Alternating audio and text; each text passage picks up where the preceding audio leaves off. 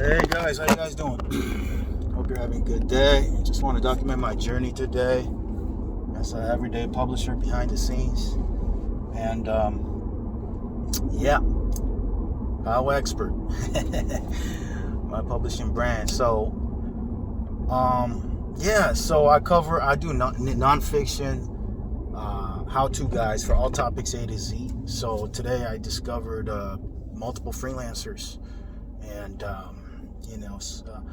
I test out different type of job posts, and certain job posts get a lot of traction, some don't. But I'm willing to.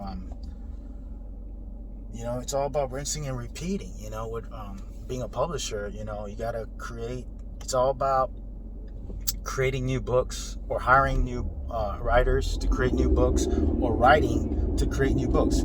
It's all about basically hiring and publishing. That's it. Okay, two essential steps, components of a publishing business.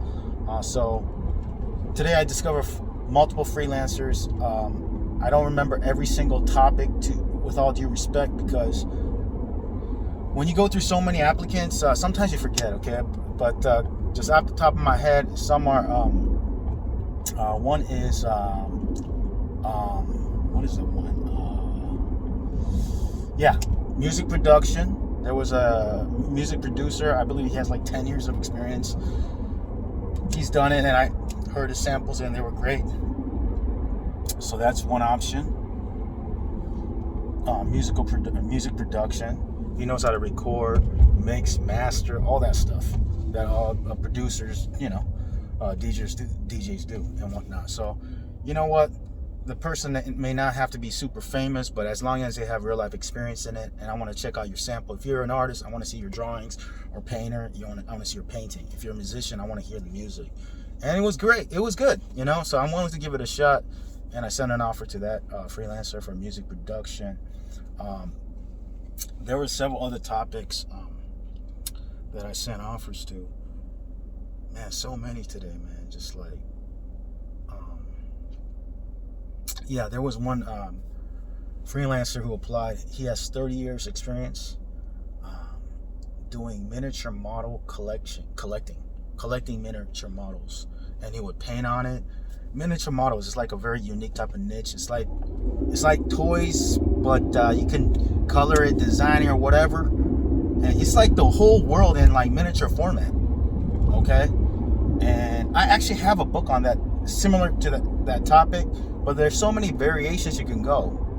Like sports. You don't have to just do a book on sports. There's multiple sports. You can do a book on basketball. You can do a book on tennis. You can do a book on golf. Okay. Same thing with miniature gardening. Miniature modeling. Because my previous book was called Miniature Gardening. It was related to miniature gardening, but this guy didn't mention any gardening. He mentioned miniature models in general. So I said, you know what? Let's just do a general miniature modeling collectibles guide. Okay. How to collect miniature models. Okay. So I'm open to it. So I sent him an offer. He has 30 plus years of experience, guys. So that's great. This is how I find the real everyday experts. No disrespect to anybody who hire writing services. That's just the way it's been taught. All good, and they're great researchers and writers, and I respect that. But the way I do it, and I've done it, is I hire directly. I hire directly. I hire the writers directly instead of going through a middle party. So I get to save a lot of money too. Just like building a house. If you go through a middle man, sometimes it may be easier, like a contractor. But if you learn how to be a contractor yourself, you save a lot of money. And that's how I do my publishing. And also in my course, I teach you to be the contractor instead of having to go to a writing service company, which is great. But there's benefits of learning how to do it yourself directly, working with the writers directly. You save money. You get to find real life everyday experts in their topic. So you're hiring a writer who has real life experience in their topic, so they can give the tips and the little nuances to really teach the topic, okay, in a very best way as possible, compared to somebody who's completely new to the topic, and their only way to get information about this is just from the internet alone, but they have never done it. So That's how I do it. And by the way, if you want to learn how to build your own publishing business, whether it's for nonfiction or for fiction, because I do have experience doing fiction. I did 100 plus short stories, hiring hundreds of writers back in the days, and it took a long time. Okay, they were really short. I'll be honest with you, their short stories only 5,000 words. Okay, but I do have experience in short story fiction as well, a little bit, and low content, no content books. Okay, but my primary, almost like I would say 99% of my income for publishing comes from nonfiction. Because it's not because the other things don't work. I know guys, people in fiction who are making crazy, like we're talking 6 figures a month, I believe. Okay, that's possible with fiction. But for me, I like to go with my style, and that's what my recommendation is. Figure out what your style is, and just go that lane, because that's just, in my experience, just because someone else is doing well in one method doesn't mean you have to follow that method, because everyone has different strengths, different circumstances, different experiences, different weaknesses, different connections, different, everything. Okay, you can't do exactly like them. Okay, including, like, just because my book may sell well, okay, you can do the same topic, it may not sell well. Okay, so anyhow, find your own method, and if you want to learn how to do this, build your publishing brand in all genres, click the link below the video and check out my recommended resources. I have a free email newsletter where you're on my list. I'll share with you, regular tips about publishing, and updates. You'll be the first ones to know usually on my newsletter. And yeah, so those are 2 examples. There's a couple more. Oh yeah, outdoor adventures. There was this guy who mentioned he knows.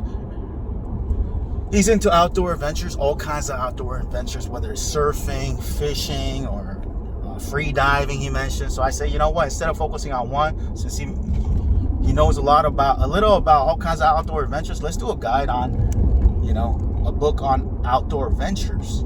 Okay, so you can teach how to do all kinds of outdoor adventures, ideally from A to Z, but it doesn't have to be literally A to Z, figuratively speaking, A to Z. So I sent her offers for that one topic as well. Who else?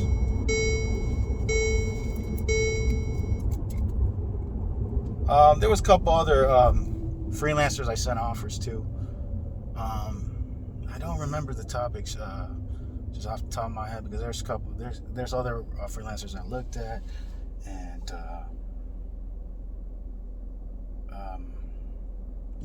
outdoor adventures. There was a couple more for sure, but again, those are 2 examples. I just want to share with you, like, real life examples, and these are the type of topics I find almost every single day. Okay, now does that mean I send an offer to every person who applies? Unfortunately for the freelancers, no, because I have criterias. Okay, for the people who I hire. Number 1, they have to have a topic. Number 2, they have to have real life passion, knowledge, desire, and experience / expertise in this topic. And I look, and the 3rd, excellent writing. Are they organized, detailed in the cover letter answers? Okay, sharing their story, behind this topic, why they want to do this. I want to see passion. I want to see the person, not just a topic. And if they really, and I want to see that through their writing in the cover letter answers. Are they passionate about this project? Are they just doing it just because it's just become an author, just to do it. I want someone who really wants to do it and is the right person. Okay, that's what I'm looking for. So it's not just money for me too. It's not just, it's a hot topic. That's kind of the way that's been taught a lot of times in the marketing world, and that's fine, totally understandable. It's probably right, but the way I do it, it's not necessarily the topic. It's the person you discover and hire, and that person, as long as that person is the right person for that topic, go for it. It's not just logical. It's not just a formula tool in publishing. You got to use both brains, not just the left brain, logical brain, but the right brain. Like, trust your intuition, gut feeling. Like, this is, I have a good feeling about this particular freelancer for this project, for this topic, and let's go for it. Or sometimes you may be like, you know what, I'm not sure, whatever it is. And if you feel like it's not sure, and don't be like, oh, I can make a lot of money on this, so let me just go for this person, even though